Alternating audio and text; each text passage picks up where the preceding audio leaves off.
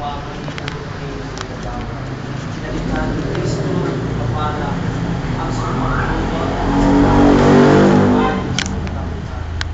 Sa ating paggawa ng may matapat na loob, ang ating iharap sa Diyos ay ang kadalisay ng ating paglilingkod at ang pagpapatuloy ng ating paglahok sa paglikha at pagtubo sa pamagitan ng Panginoon Jesus.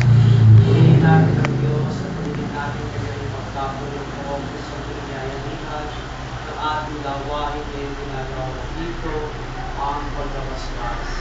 Manalangin tayo.